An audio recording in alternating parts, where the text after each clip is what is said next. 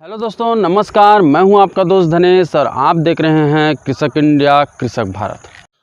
दोस्तों, आज के इस वीडियो में हम बात करेंगे कि कैसे बचत करते हुए कम लागत में पोल्ट्री फार्मिंग हम कर सकते हैं। दोस्तों, हर चीज़ का रेट जो है बहुत ही ज़्यादा बढ़ रहा है, इसलिए पोल्ट्री फार्मिंग करना बहुत ही ज़्यादा मुश्किल हो गया है। आपको पता ही होगा कि चूजा से ज़्यादा रेट दाना का है, तो इसलिए पोल्ट्री फार्मिंग में बचत करना बहुत ही ज़्यादा ज़रूरी है। जिस टाइम मैं अपना शेड बनाया उस टाइम लोहे का जो यानी कि छड़ का जो रेट था वो 45 या 46 रुपये था, लेकिन अभी वर्तमान में 55 से 60 रुपये प्रति केजी के हिसाब से हो गया है। तो अभी शेड बनाना भी बहुत ही ज़्यादा खर्चीला हो गया है। इसके अलावा ड्रिंकर फीडर का रेट भी बढ़ा हुआ है। आपको सिंटेक्स का जो डिब्बा आता है उसका भी रेट बढ़ गया है, यानी कि हर चीज़ का रेट बढ़ गया है। तो हमें उसमें बचत करते हुए अपने फार्मिंग को करना है, तभी हम इस कंपटीशन के ज़माना में आगे बढ़ पाएंगे। तो चलिए देखते हैं कि कैसे हम इस कंपटीशन के दौर में कम खर्च करते हुए पोल्ट्री फार्मिंग कर सकते हैं। दोस्तों, ये खर्च को आपको कम से कम 1 से 1.5 साल तक यानी कि कंट्रोल में करके रखना है। जैसे ही आपका 1-2 बैच निकल जाता है, उसके बाद आपका यानी कि पोल्ट्री फार्मिंग से पैसा आपका आना स्टार्ट हो जाता है, तब आप उसको खर्च को बढ़ा सकते हैं। आप हर चीज़ को अच्छी क्वालिटी का डाल सकते हैं। तो चलिए दोस्तों, देखते हैं कि कहाँ-कहाँ पे हम कम खर्च करके बचत कर सकते हैं। दोस्तों, शुरुआत शेड से करते हैं। शेड अगर आप बनाते हैं जैसे ब्रॉयलर के लिए बनाया जाता है उस प्रकार की अगर आप बनाते हैं तो 100 फीट लंबा और 30 फीट चौड़ा अगर बनाते हैं तो आपको कम से कम 3.5 से 4 लाख रुपया उसमें खर्च आ जाएगा। तो दोस्तों, शेड में बचत करने के लिए आपको कोशिश करना है कि बरसात को भगने दें और कच्ची शेड आप बनाएं। कच्ची शेड बनाने से फ़ायदा ये होता है कि वो लगभग आपका फिर से बरसात आने तक आपका चल जाएगा। तब तक आप 2-3 बैच निकाल लिए रहेंगे, तो आपके जेब में पैसा भी होगा, तब आप अच्छी क्वालिटी का शेड आप बना सकते हैं। दोस्तों, आपके पास पैसा होगा तो फिर वो जो 100 फीट का 4 लाख 5 लाख रुपया में तैयार होता है वो भी आप बना सकते हैं। लेकिन अगर आप बचत करते हुए चलना चाहते हैं तो शुरुआत आप कच्ची शेड से करें, लेकिन याद रखें हाइट अच्छी होनी चाहिए जिससे कि आपके शेड पर नमी ना हो। दोस्तों, और अगल बगल में जो हम त्रिपाल डालते हैं जो लगभग आपका 100 फीट का यानी कि 200 फीट का रहेगा अगल बगल के लिए, तो वो लगभग आपका 8,000 रुपये के आसपास में आएगा। तो उसमें बचत करने के लिए हम 1 साल तो हमको चलाना है, नेक्स्ट मतलब बरसात आने तक। तो आप जो है झिल्ली जो आता है सफ़ेद कलर का झिल्ली आता है उसको भी आप यूज कर सकते हैं, या तो जो ग्रीन नेट होता है वो भी आपका 2800 रुपया या 3,000 रुपया में 150 फीट का आ जाएगा। तो उसमें भी उसको भी आप लगा करके आप कुछ बचत वहाँ पर भी कर सकते हैं।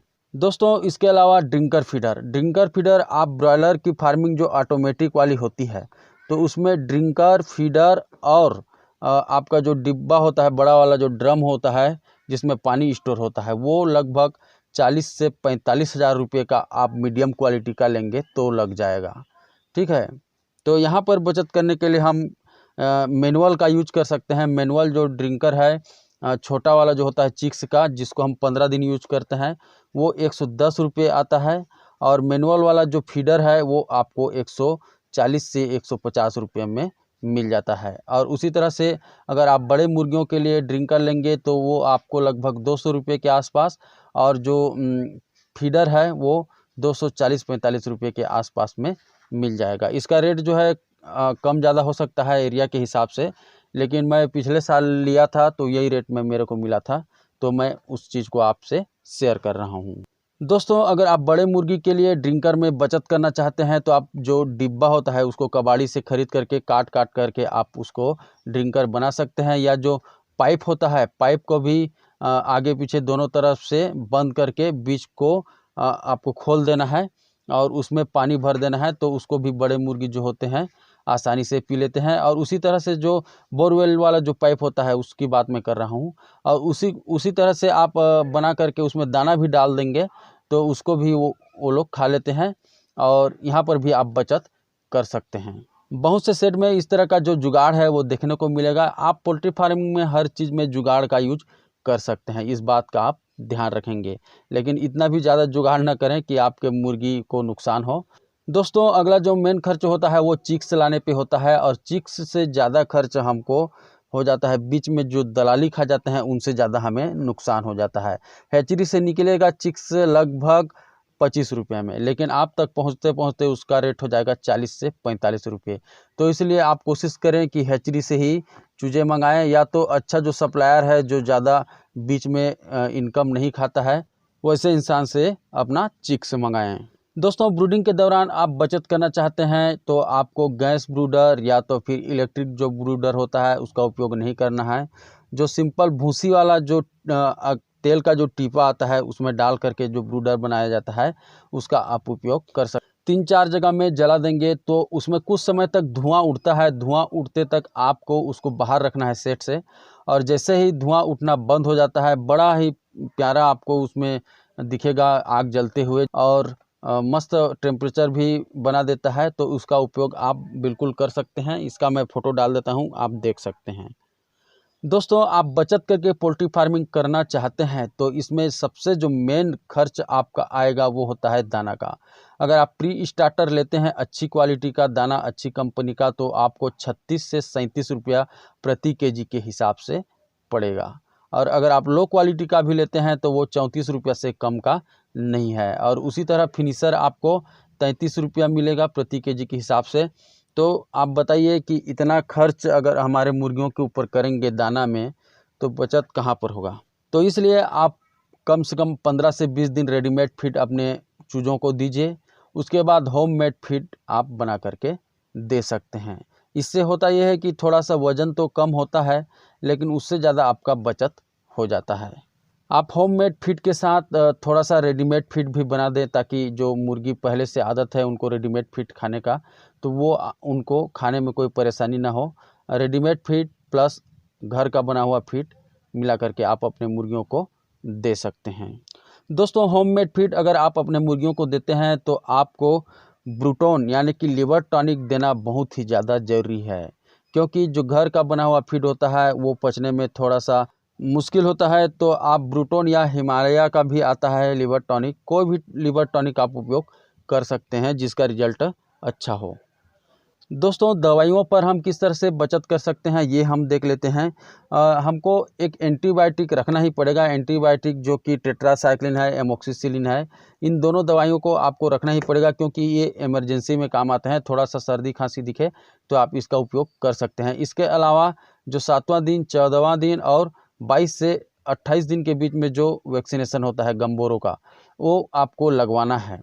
तभी आपके जो मुर्गी हैं वो सेफ रहेंगे और आपको रिस्क कम रहेगा।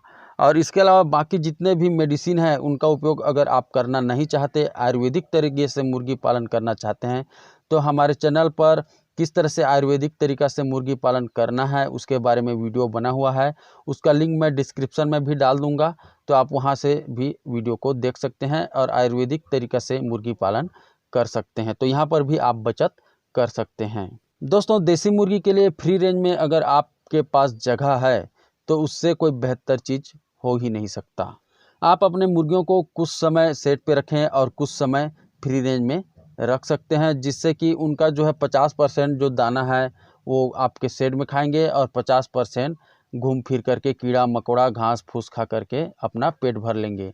तो उससे भी आपका बहुत ज़्यादा बचत हो जाता है दोस्तों। लेकिन फ्री रेंज में डालने से थोड़ा बीमारी ज़्यादा आता है, तो इसलिए आपको जो दवाई है उसमें अच्छा क्वालिटी का दवाई है, एंटीबायोटिक है, लिवर टॉनिक है, आपका जो विमराल है, ऑस्टोवेट है, इन सारी चीज़ों को आपके पास रखना पड़ेगा, तभी आप फ्री रेंज में कर पाएंगे। नहीं तो फ्री रेंज में बीमारी बहुत जल्द फैलता है और बहुत जल्द वापस आपके शेड में भी आता है, क्योंकि आपके मुर्गी जो है कीचड़ में पैर रख के आएंगे, इस बात का ध्यान रखेंगे। और कीचड़ में बहुत सारा जो बैक्टीरिया है वो होता है जो कि आपके मुर्गियों में पहुंच जाता है।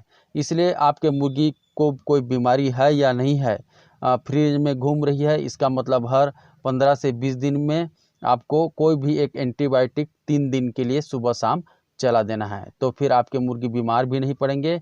और फ्री रेंज में पाल रहे हैं तो आपको जो वैक्सीनेशन है वो करना बहुत ही ज़्यादा ज़रूरी है।